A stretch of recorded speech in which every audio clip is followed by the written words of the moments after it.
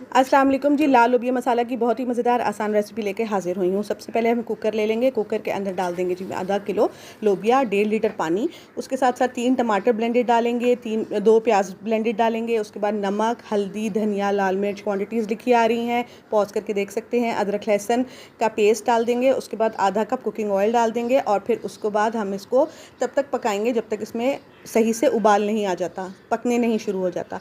ये देखिए, इसको पहले मिक्स करेंगे और फिर उसके उबलने का इंतज़ार करेंगे।